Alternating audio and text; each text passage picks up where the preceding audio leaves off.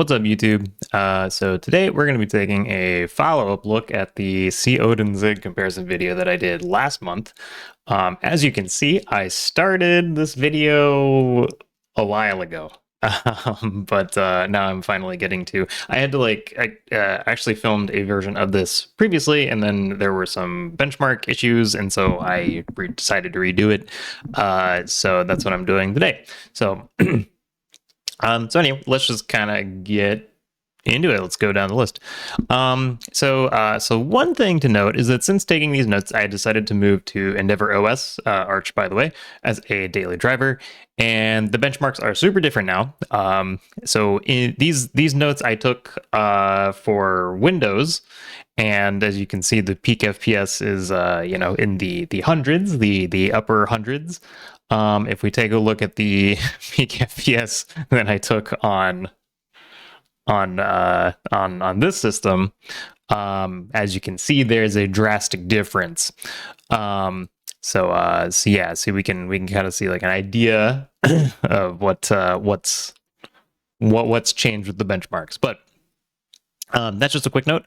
Another thing was that Ginger Bill, who is the creator of Odin, who I did not expect at all to comment or even see my video, left a very kind and very wonderful comment. He pointed out a couple of things that I kind of overlooked about Odin, and then just had a couple of questions and stuff. So one thing that he pointed out is that Odin has a tracking allocator, which, as I understand it, is similar to the Zig testing allocator that I mentioned in the previous video. So you can use it to see like memory leaks where exactly like where the memory allocations are happening and stuff. I don't know. I think it'd be cool to do a video on that, so I might do that later. He had a question about compile times, which is just hardware and benchmarks, and those are an imprecise science. So,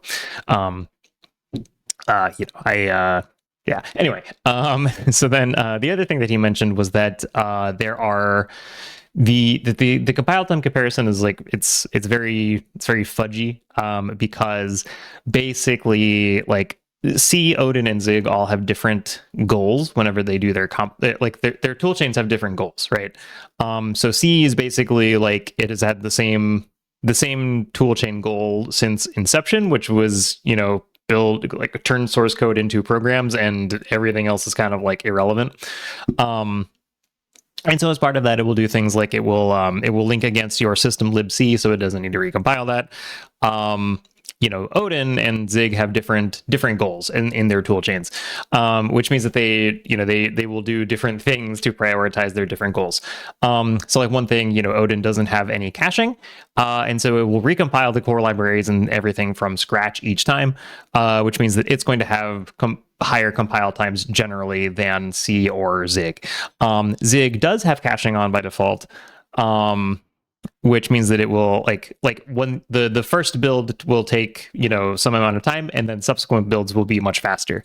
And so as a result, like the compile time comparisons, it's really fudgy. And so that it's hard to like use it as an equivalent dimension to everything else. So that's just something to kind of like keep in mind. I would like to kind of like dig a little deeper into exactly like what the tool chains are doing under the hood, because I think this is interesting and like really relevant to anyone who's like trying to decide between the three languages and stuff. But anyway, yeah, thank you again, Ginger Bill. This was an excellent comment. I felt very very good after reading it. Even though it is like a little bit, it's not I don't know, it's not negative, but it is a little bit critical. So thank you again for your wonderful feedback. Another thing is that many people commented about stuff like looking at VLang and D and NIM, and maybe Jai. I don't know if I'll look at Jai because like I don't even know how to get access to the compiler. VLang and like the other ones, like I might do some like a similar kind of comparison to these. And for you C3 fanatics, I know there's at least one out there because you were in the comments everywhere in the previous video. I have a note on that later. So then something else that someone pointed out was that my C flags compilation, or my C make file, was missing the O2 flag, which is an optimization flag. That this is kind of like the standard optimization level that you would do. If you do more optimizations, then like it starts to become like very trade-offy. And so I think O2 is like the kind of the standard. This does indeed increase performance, or at least did on WSL. We'll look at the sheet again later, but I also I did observe that it changes the assembly, but I haven't figured out like exactly how it does that. Whenever I did it on the WSL system, basically it like put sections in different places, and so it was hard to do like a side-by-side comparison. And I just, before I could do that comparison, I just I did my OS switch. So yeah, that was just something that we'll see what kind of effects that has later. So then another thing was that Zig by default will build in debug rather than release. And this was how I learned that Zig has a bunch of different configurations for release builds. So there's 3 different configurations. There's fast, safe, and small. Fast, I presume, is fundamentally about runtime performance. Safe is, I assume, it has some kind of like checking for memory aspects and stuff. I don't really know. I should look into that more. And then small is basically like minimizing the binary size of your compiled binary. And we can see kind of like what the effects of that were. We'll look at the spreadsheet for more on that. Similarly, Odin has a bunch of different optimization modes for its builds, which is basically like kind of the same thing as like the release configurations for Zig builds. And so the numbers aren't important on this sheet right now, or well, I don't know, maybe they are. For Windows users, it's probably important, but basically there's like 5 different ways. You can do 0 optimizations, which is typically how you would do like a debug iteration cycle. There is minimal, which I presume is like O1 or O2 or something. There's O size, there's O speed, and then there's O aggressive. I forget exactly what this one does, but I believe there is a GCC flag that also is like referred to as the aggressive flag, that it probably does the same thing. I'm not sure. If I do a video on it later, we will all find out together. So. And then so finally the C builds, so as I mentioned, like GCC will leverage system things like libc, and it will just kind of like take whatever the system libc is and then link that into your application, whereas Odin and Zig kind of like rebuild the world from scratch. And so C is pretty much just going to universally have lower overhead for building this example application. It's you can't really make any definitive statements about larger, more complex like applications without just having them and building them. But for this example application, like C is pretty much just going to like not even going to be like comparable. And then for the benchmarks, I also did 6 of the optimization modes. And so there's nothing. There's the O2, there's O3, which is like a step above. There's O fast, there's O size, and there is also OG, which is which includes like the debug symbols and stuff. And so then before we take another look at the sheet, the last couple things, C3, I did take a look at it. I did make a C3 version of the example application, so I'll probably do a video on that at some point. I just want to say, like, I didn't know that this was a language until I got comments on it, and there was one guy who put something about C3 on literally every single comment reply, which is really funny. I don't have a problem with it. So like, if I'm not like, let's not shame him or anything. I just thought it was funny. And C3 is like an interesting language. I have certain thoughts on it. It's not perfect. I probably wouldn't use it for for any major project soon. But it is really cool. It's a really cool project, and I think it's something that people should take a look at. And then the last comment, these were not in any particular order, so apologies if you expect best for last or whatever. But someone did also point out that there is a Zig native bindings for Raylib that you can, there's a Zig native package for Raylib that you can then just kind of import into your application using the build zigzon, which is this is basically like the package.json or like would this be the modules.bazel file?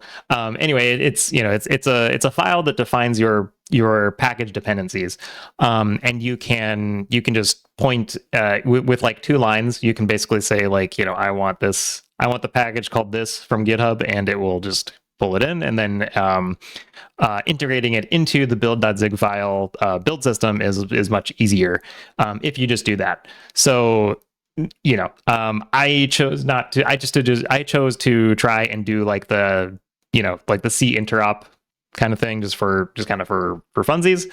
But if you were doing it, if you were doing like an actual Zig Raylib game project, you should probably use the Zig native package, because that's it's more native. It's more like well integrated into everything. So that's this thing. So let's take a look at the benchmark sheet. So there were some interesting things here. So let's see. So let's look at C first, of course. So one thing I noticed that was weird about the Arch version of the C stuff is that all of the binary sizes came out to be the same size, and I think that's wrong. So I need to look at that again and figure out why that happened. But I don't know. It's weird because there were there were peak FPS differences. So there's excuse me. So there are potentially some actual runtime differences between all of the different binaries that are produced. And then perhaps this is just coincidence. I don't know, but yeah, also interestingly, the OG, which includes the debug symbols and should theoretically be slower, was almost as fast as the fast optimizations, which is, I don't know, weird there. The build speed winner was no optimizations. I think that makes sense, because it just goes through the code and just turns it into assembly. But anyway, so Odin was also, well, Odin was not too surprising, except for some reason the speed optimized binary didn't so what I did for these tests was basically run the application for 10 seconds, click around a little bit to make it so that it's doing some stuff, and then just see what the peak FPS is after 10 seconds or something. I didn't use a stopwatch or anything, so this is, again, very unscientific. I got a lot of comments that this wasn't, this was a bad comparison. This is just for funsies, guys. It's not, it's not super scientific. But again, take all of this with a grain of salt. Is kind of the, you can use it to get an idea, but if you really want to know what's best for you, then you should do the comparison yourself. Right. So then somehow the speed optimized Odin binary was a little bit it never hit the peak FPS that the size optimized binary did, which was kind of weird. Another thing, well, actually, it's not too surprising, but the build speeds did kind of increase as you would expect, as you do less stuff with these two, you get pretty good build speeds, and then above that you get, it starts to get a little bit slower. Binary size didn't really change too much as a result of the optimization, so that's also something to note. And then for Zig, I should have included a row for debug, but sorry. What we end up with here is pretty much as expected, where the fast release build did indeed give us the highest peak FPS of the Zig versions. It also built the fastest, which was, I don't know, I don't think that's surprising, but yeah, it did give us also like a reasonable binary size of 33 kilobytes. The safe version, kind of as you might expect, it has trade-offs everywhere. It makes a much larger binary. This is like almost 100 times larger than the fast version, and even bigger than the small version. It has the lowest peak FPS. And it took the longest to build. So not too surprising. The small version did indeed give us a much smaller binary. It was smaller than anything else on the chart. And it gave us like, reasonable at peak FPS, and took about 2 seconds to build. So so Zig is still like the slowest to build here, assuming that you like blow away the cache, which someone pointed out in the last video is not a realistic Zig workflow, and I understand that, but I kind of wanted to like make it so that it's I didn't want the cache to be like too much of a what's it called, too much of a factor in in measuring these results. So you could, because of course, like having the cache makes everything faster, right? And then you would have to like also it would be like a little bit more annoying, because I would have to like build the thing and then do a change like in the source code and then rebuild it, and that's like annoying. Also, like the exact change that you make would also have some difference, or like would have like some effect on the results there. So I decided to just like let's just not worry about it and just blow away the cache every time. Simpler for me, and again, unscientific. This, I'm not getting paid for this, so like, what do you want from me? Yeah, so that's pretty much what we get from here. That is about all I have for this video. I guess yeah, so I think next video I'm planning to make will be like a kind of a look at the C3 version of the application, because I think there's some interesting stuff to like look at just at C3 in general. Spoiler alert, it's not too different. Like it gives us really good performance, and builds reasonably quickly and all that. The concerns that I have are mostly just around like C3 as like a developer experience, but we will look at that later. So anyway, this was 18 minutes, Jesus Christ. So thank you for watching. I hope you are having a great day, week, month, and year. So yeah, also like and subscribe if you enjoyed. Have a good one.